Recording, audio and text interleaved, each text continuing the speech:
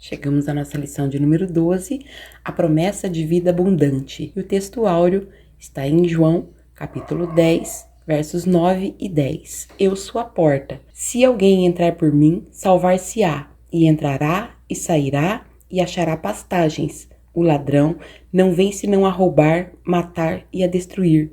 Eu vim para que tenham vida e a tenham em abundância. Jesus é a porta de salvação. Ele veio para nos oferecer uma vida abundante, mas o que significa vida abundante, né? Jesus fala sobre vida abundante. Isso significa que é uma vida que não é meramente uma existência, é um viver com propósito, com alegria, com paz, aquela paz que excede todo entendimento que nós estamos falando aí ao longo do trimestre. Então, a palavra abundante, ela descreve algo em excesso, uma vida cheia, transbordante, sem limite.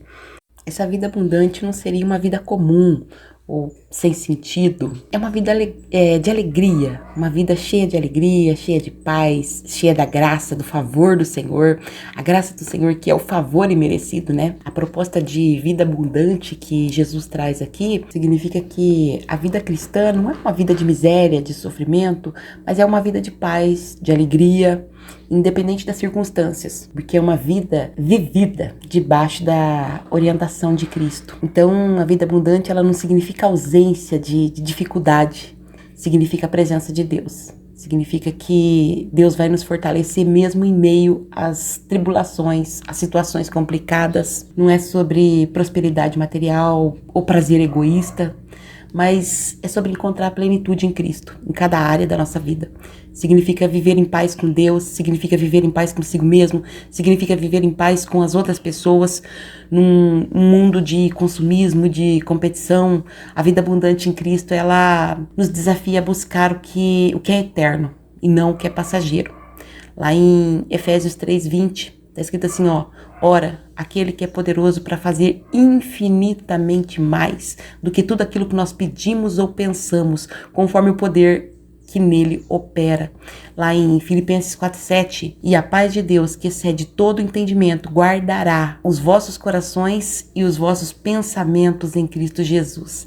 Então, em Jesus nós temos uma promessa de vida abundante, uma vida plena da direção de Deus, cheia da paz do Senhor, cheia da paz de Deus e uma vida de propósito. E a verdade prática da nossa lição, o Senhor Jesus tem uma promessa de vida abundante para quem se relaciona com Ele de maneira plena. Então, como nós vemos aí, a vida abundante é para quem se relaciona com o Senhor Jesus, para quem caminha com Ele, para quem anda com Ele diariamente. Então, toda pessoa é convidada a ter uma comunhão com o Senhor, a andar com o Senhor e viver essa vida abundante, viver essa vida que prospera, essa vida que não fica parada. Quando a gente se aproxima de Deus, se aproxima de Jesus e mergulha num relacionamento com o Senhor Jesus, a gente pode experimentar dessa presença constante do Senhor na nossa vida e dessa vida abundante. Esse convite, essa proposta de se relacionar com o Senhor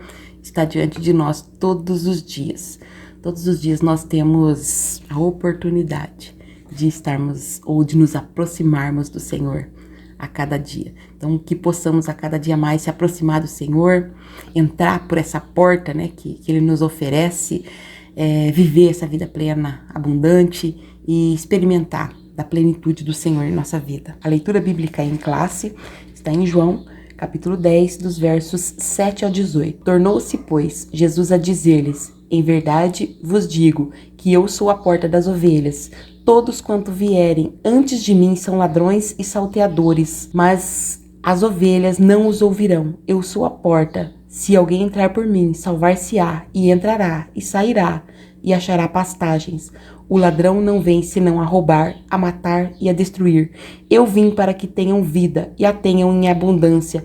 Eu sou o bom pastor. O bom pastor dá a sua vida pelas ovelhas, mas o mercenário, que não é pastor, de quem não são as ovelhas, se vira o lobo e as deixa as ovelhas e fogem, e o lobo as arrebata e dispersa. Ora, o mercenário foge porque é mercenário e não tem cuidado das ovelhas. Eu sou o bom pastor e conheço as minhas ovelhas. Das minhas ovelhas sou conhecido. Assim como o Pai me conhece a mim também eu conheço o Pai e dou a vida pelas minhas ovelhas.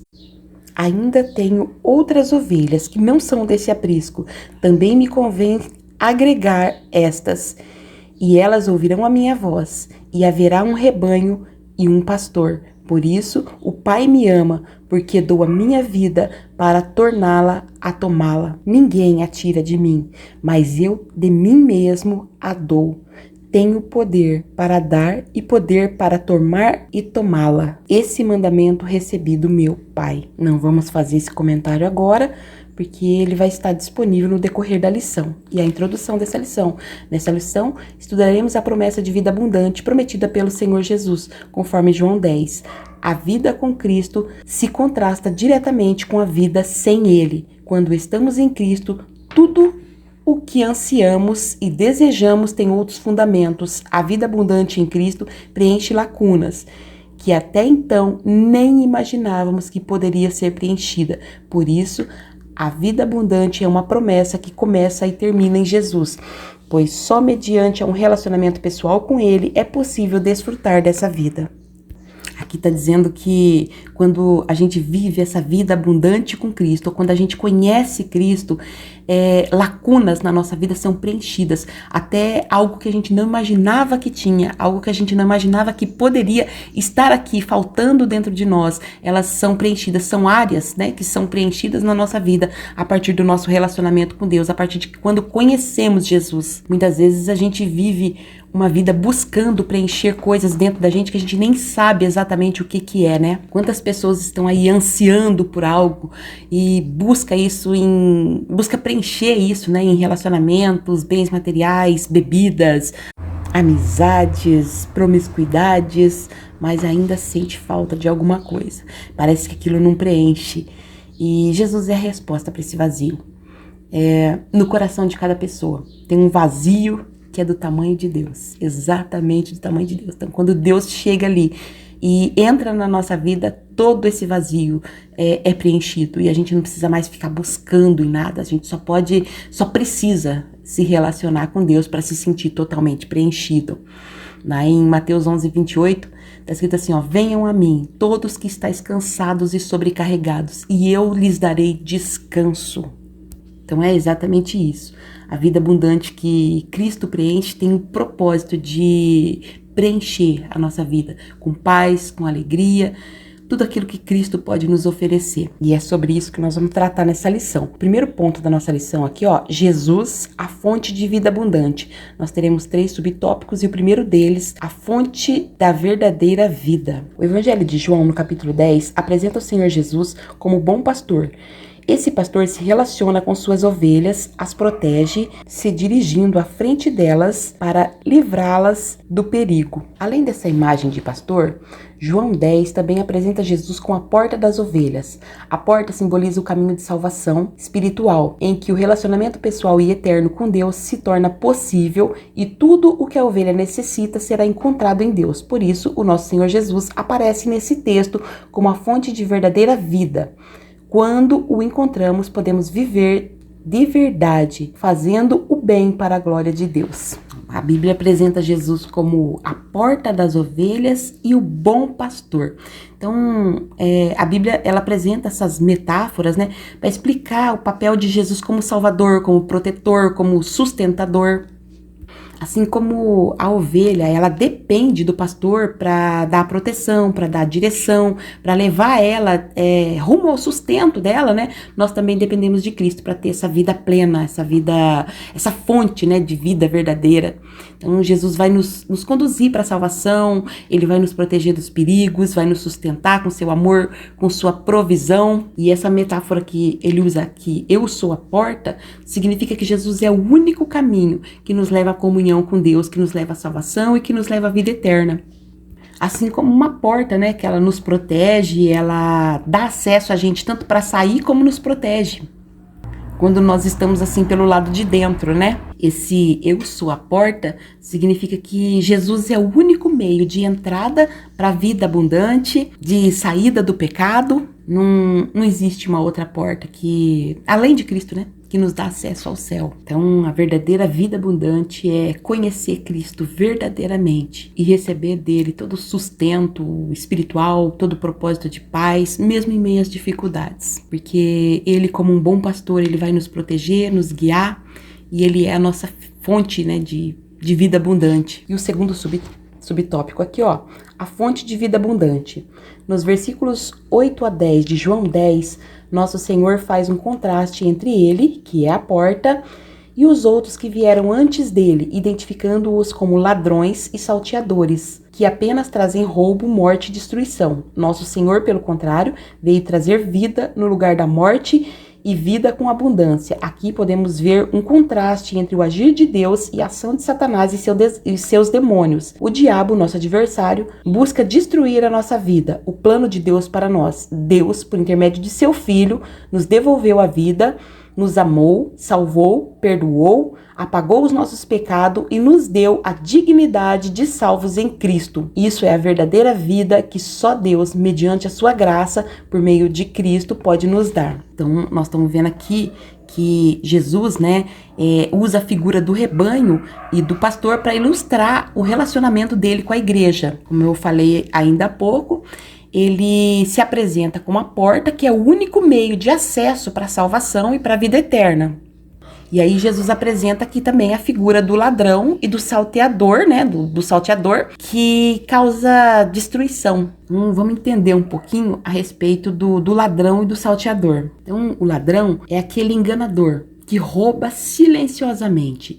Já o salteador é aquele assaltante que vem com violência e ataca diretamente. Então, essa é a diferença entre o ladrão e o salteador. É o ladrão e o assaltante, né? Então, o ladrão é como o pecado, que promete prazer, mas rouba paz e alegria. E os salteadores são como aqueles mestres, as falsas doutrinas, que oferece um atalho para Deus, mas leva para a destruição. O ladrão, ele entra disfarçado, se aproveita de um momento de distração e acaba levando tudo que ele deseja. Muitas vezes na figura de um amigo, uma pessoa que vai te mostrando que quantas coisas mais interessantes que existe, e daqui a pouco rouba tudo, a tua paz, a tua alegria, te leva para situações que vai te afastar de Deus. E o assaltante é aquele que chega de maneira violenta. Todos os dois, né, são perigosos. E o assaltante, ele acaba levando, né, pelo medo, pelo uso da força. São aqueles falsos mestres que colocam a palavra de Deus, levam você a crer de forma errada na palavra de Deus, arrebata o ensino verdadeiro da palavra e insere no lugar falsas doutrinas. Então, nós precisamos estar atentos aos ladrões, né, da nossa vida, ideias, hábitos, pessoas que tentam nos afastar de Cristo, né?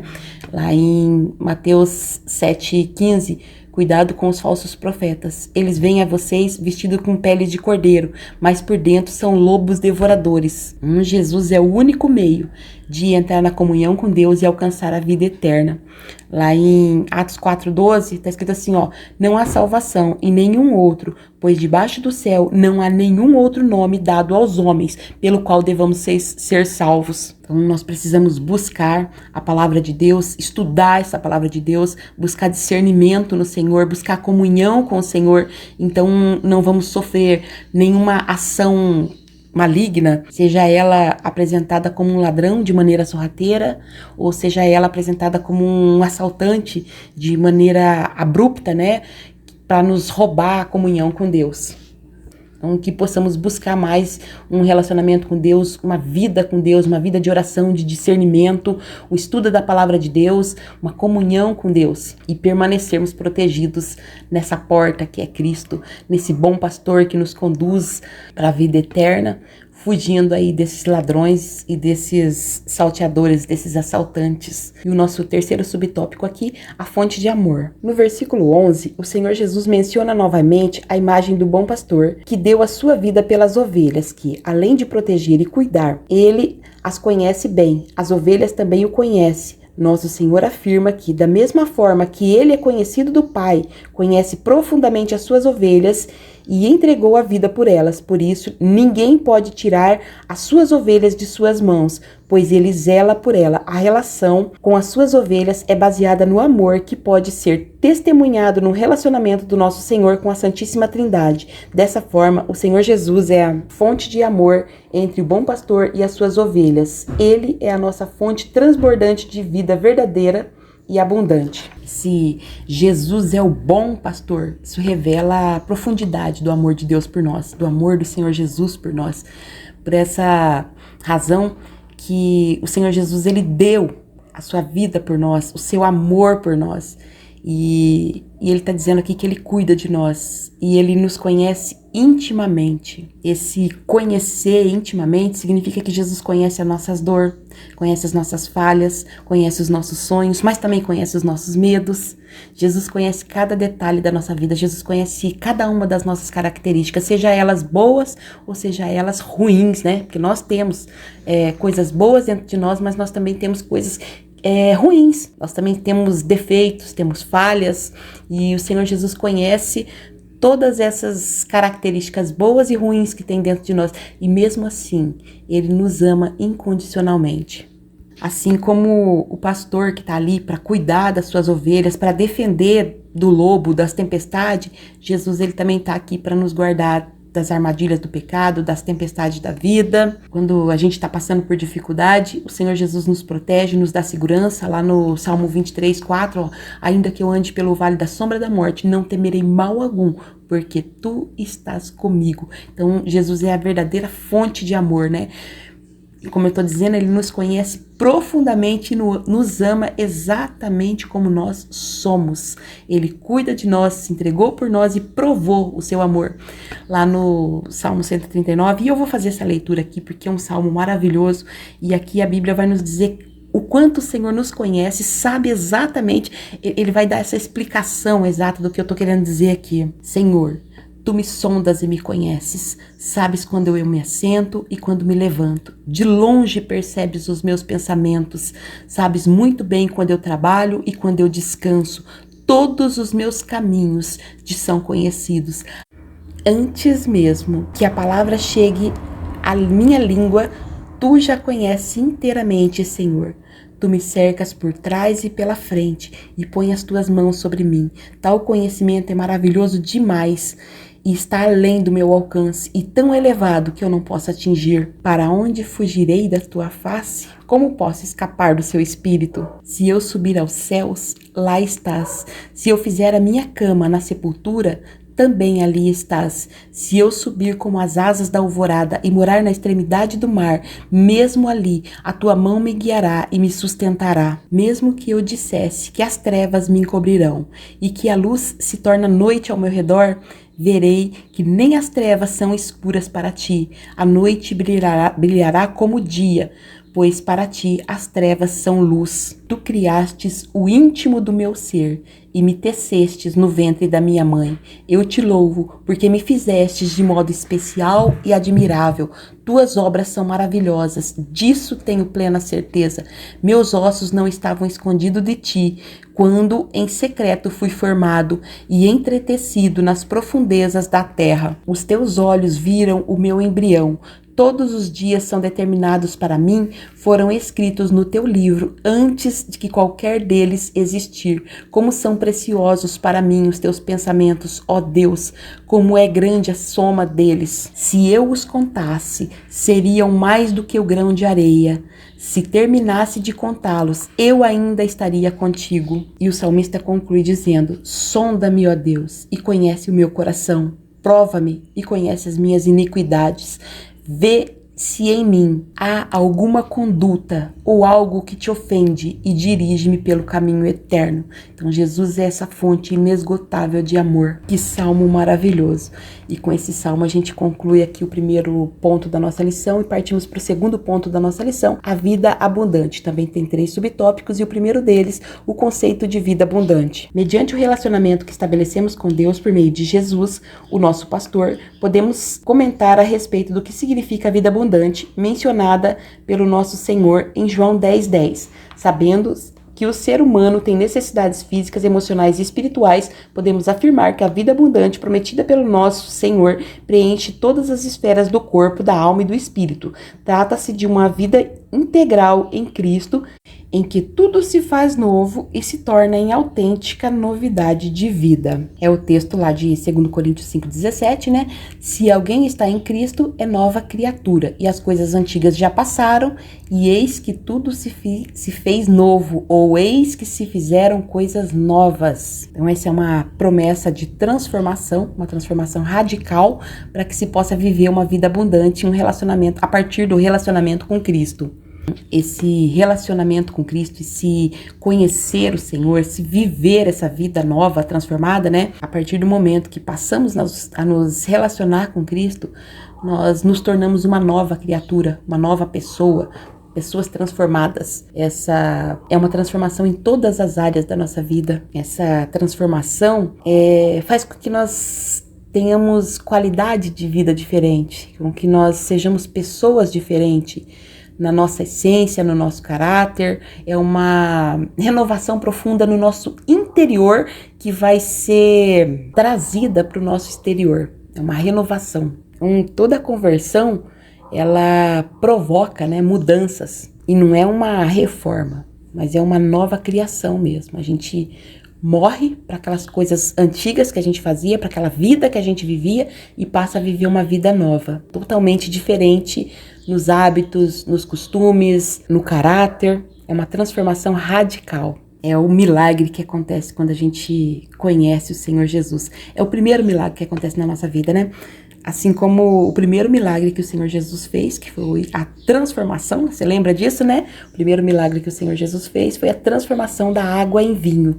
Assim é na nossa vida. Quando o Senhor Jesus passa a fazer parte da nossa vida, nós somos totalmente transformados. Então, esse é o primeiro milagre que o Senhor faz na nossa vida, a partir do momento que nós conhecemos o Senhor e passamos a nos relacionar com Ele. Então, passamos a ter essa vida abundante, essa vida de alegria, que não significa uma vida sem dificuldades, mas significa viver em paz e alegria apesar das dificuldades. Não significa não ter problemas, mas significa viver em Cristo apesar dos problemas. E o segundo ponto da nossa lição aqui, o segundo subtópico, a vida abundante também influencia a família. No episódio bíblico, na ocasião da libertação de Paulo e Silas da prisão, o carcereiro, apavorado, perguntou a Paulo o que poderia fazer para ser salvo, de modo que o apóstolo Paulo respondeu: crê no Senhor Jesus Cristo e serás salvos tu e a tua casa. A salvação em Cristo não se aplica apenas ao carcereiro, mas de maneira abrangente a toda a sua casa,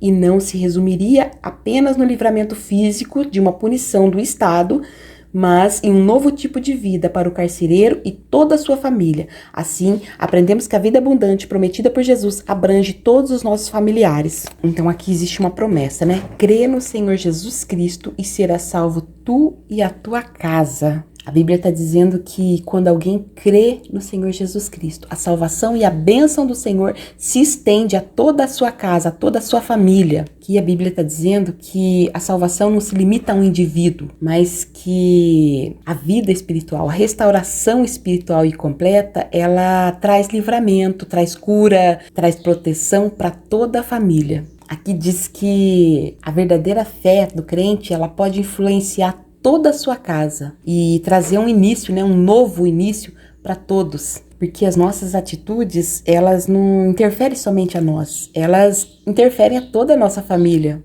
Então, quando a gente vive uma vida de luz, toda essa luz vai iluminar a nossa casa, a nossa família. Assim como quando a gente vive uma vida na treva, fazendo coisas erradas, né, coisas que de certa forma a gente imagina que está prejudicando a gente e acaba prejudicando toda a nossa família. Porque quando a gente vive numa casa, quando a gente vive em família, o que uma pessoa faz traz reflexo para todos os da casa. Assim, um exemplo disso é quando existe, por exemplo, o pai da família, né, o provedor ali da casa, o pai da família, acontece dele ficar desempregado, toda a família vai sofrer a consequência disso. Quando acontece do pai dessa família receber ali, ter um emprego novo ou receber ali um aumento de salário, todos da família serão beneficiados com isso. Da mesma forma, quando digamos que um da família vive na embriaguez, todos da família sofrem por consequência disso. E quando aquela pessoa é liberta, todos da família, eles desfrutam da paz dessa libertação. Então, Deus nos abençoa para que sejamos bênção na vida de outras pessoas, inclusive nos da nossa família, né? Ou principalmente nos da nossa família. Lá em Josué 24:15, ele diz assim, ó, eu e minha casa serviremos ao Senhor. Então ali estava um homem decidido, né? Josué era uma pessoa decidida, tinha tomado uma decisão de fé por ele e por todos da sua casa, por todos da sua família.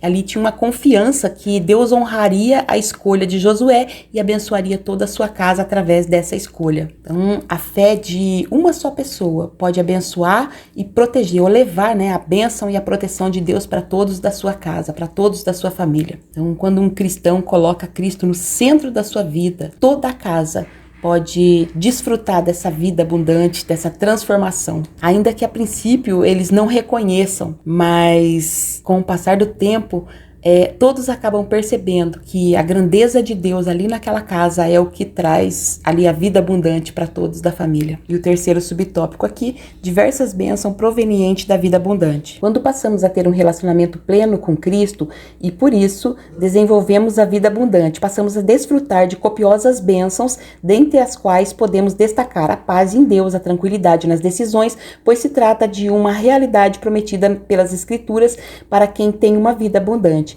A prática do amor, a vida em unidade, o cultivo da esperança, a perseverança na paciência, tudo isso são bênçãos de uma vida abundante em Cristo que contrasta com uma vida vazia que sentíamos outrora. Então, essa vida abundante que Jesus oferece, ela não se resume apenas numa bênção espiritual, mas numa realidade prática, né, que transforma todas as áreas da nossa vida. E aqui ele dá alguns destaques, como a paz com Deus, o amor verdadeiro, a esperança inabalável, perseverança nas adversidades. Tudo isso são bênçãos que fluem de uma vida, né, de um constante relacionamento com Cristo.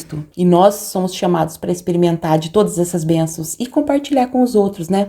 A nossa missão é refletir a glória de Deus da nossa vida, né? Através da nossa vida, para todas as pessoas que nos rodeiam, para todas as pessoas que estão à nossa volta, para pessoas que podem compartilhar das nossas atitudes, dos nossos nossos resultados, né? O amor de Cristo na nossa vida precisa refletir através de nós para outras pessoas. Paz de Cristo na nossa vida precisa refletir que nós estamos em paz, para que outras pessoas vejam isso em nós. E assim vamos partir para o final da nossa lição, o nosso terceiro ponto aqui, o que identifica a vida abundante. Também temos 3 subtópicos e o primeiro deles, a alegria no Senhor. No Novo Testamento, o apóstolo Paulo escreveu aos Tessalonicenses exortando, regozijai-vos sempre.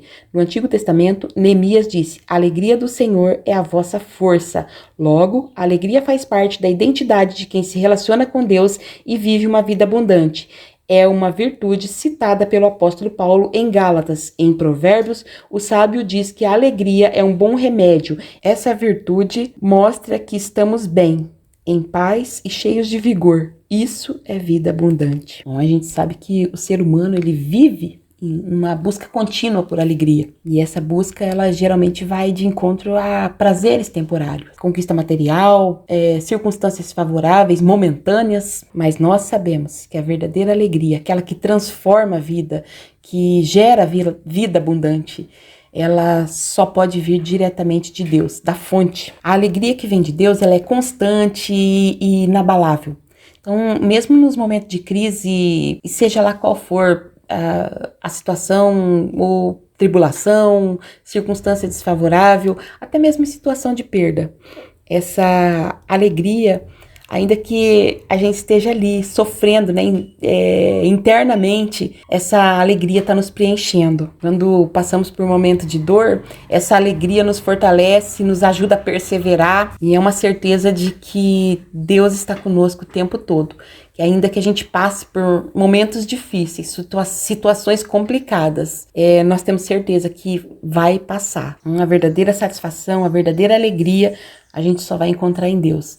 É Ele que vai nos capacitar a viver uma vida de plena felicidade, de plena alegria, independente das adversidades, independente dos momentos de provação, ainda que muitas vezes as dificuldades parecem que vai nos esmagar. A alegria do Senhor, ela sempre vai nos manter em pé. Lá em Romanos 14:17, diz que o reino de Deus é justiça, paz e alegria no Espírito. E o Salmo 16, verso 11, diz: na tua presença há plenitude de alegria. Então, só em Deus existe essa alegria. E o segundo subtópico aqui, gratidão por tudo. A gratidão é uma virtude cristã que revela humildade e, ao mesmo tempo, dependência total de Deus acerca de tudo o que acontece em nossas vidas. Na vida abundante, no lugar da murmuração ou reclamação das coisas, aprendemos a dar graças por tudo o que Deus tem feito de bom por nós. Em tudo dai graças, porque essa é a vontade de Deus em Cristo Jesus para conosco. Assim, a virtude da gratidão é plenamente coerente com a vida abundante, pois em Deus nós nos sentimos satisfeitos e plenos. Demos sempre graças em tudo. Então, a gratidão é uma chave que desbloqueia a porta da vida abundante. A gratidão atrai a presença de Deus na nossa vida. A nossa tendência como ser humano é olhar para a dificuldade, olhar sempre para as dificuldades, olhar sempre para os problemas, ao invés de olhar para as bênçãos que Deus já nos entregou, né? Ao invés de olharmos para aquilo que está nas nossas mãos, a gente sempre olha para as dificuldades que nós temos. Então, é muito mais fácil reclamar do que agradecer. O ser humano tem, né, essa facilidade maior de reclamar do que de agradecer por tudo que ele tem. Deus só vai poder nos abençoar a partir da nossa gratidão. Então, quando a gente pratica gratidão, mesmo nos momentos de dificuldade, a gente vai experimentar dessa paz, dessa alegria, da presença de Deus na nossa vida. O convite de Deus é para que a gente tenha um coração agradecido, reconhecendo tudo que Ele faz por nós. Então, quando a gente vive dessa maneira, vive, né, uma vida de gratidão, o reflexo da glória de Deus vai estar presente no nosso dia a dia. E quanto mais a gente se relaciona com Deus, mais grato a gente vai ser. E não é uma gratidão assim como uma atitude de educação ou de obrigação. A gratidão aqui é o reconhecimento de tudo que Deus faz na nossa vida e de tudo que nós temos, né? Tudo aquilo que nós temos vem de Deus. Ser grato é reconhecer a soberania de Deus, a bondade de Deus na nossa vida e em todas as coisas. Então, ser grato em todas as situações ajuda a fortalecer o nosso relacionamento de dependência com Deus. Que mesmo num momento de dificuldade, a gente pode olhar para trás e perceber tudo que Deus fez por nós, como Deus é fiel, como Ele tem nos sustentado, nos abençoado, nos guardado, nos protegido, e nós devemos ser gratos em todos os momentos. Partindo para o final da nossa lição, o terceiro e último subponto aqui da nossa lição: vida no Espírito, vida de oração. Na vida abundante, o Espírito Santo preenche o crente. A Bíblia diz que para viver no Espírito, devemos estar inclinados às coisas do Espírito. Então, é preciso ser cheio do Espírito e andar nele para termos vida plena. Jamais podemos extinguir o Espírito. Um elemento indispensável para quem vive no Espírito é o cultivo de uma vida de oração.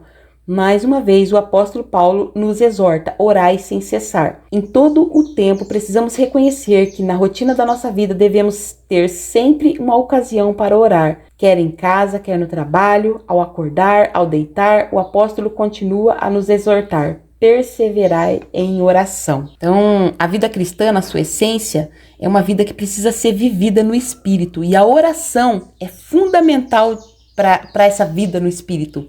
Então, a vida no Espírito, né, a vida de oração, elas são duas faces da mesma moeda. A gente viver no Espírito, a gente precisa viver em oração.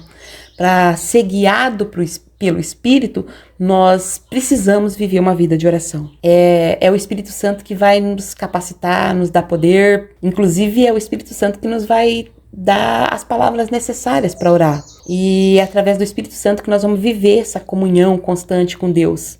O nosso chamado é para viver uma vida no Espírito. Quanto mais a gente vive essa vida no Espírito, mais próximos de Deus nós ficamos, mais parecido com Deus nós nos tornamos. A Bíblia vai dizer que Jesus orava muito. Então, para Jesus manter essa comunhão com Deus, era através da oração. Sem a oração, nós não somos capazes de perdoar, nós não somos capazes de nos arrepender. É através da ação do Espírito Santo na nossa vida que nos dá essa capacidade de nos arrepender, reconhecer as nossas falhas e nos arrepender. E só a oração vai nos levar a uma vida de comunhão plena com Deus. E a Bíblia vai dizer que a oração não deve ser algo esporádico, mas deve ser uma prática constante na nossa vida. Nós precisamos orar para ter essa dependência, essa comunhão profunda com Deus. E a gente não precisa viver ajoelhado o tempo todo. A gente pode estar com a nossa mente ligada no Senhor o tempo todo. Muitas vezes a gente não sabe nem como orar. E essa intimidade com Deus é como se a gente estivesse conversando com o nosso amigo, como se a gente estivesse conversando com uma pessoa muito próxima de nós, né? E essa é a oração sincera. É quando você fala com Deus no teu dia a dia e participa Deus, o Espírito Santo, de cada momento da sua vida, cada momento da nossa vida, né? Isso é relacionamento profundo com Deus. Esse viver no Espírito é quando a gente coloca Deus em cada momento do nosso dia. E à medida que a gente vive no Espírito, a nossa oração vai se tornando cada vez mais alinhada.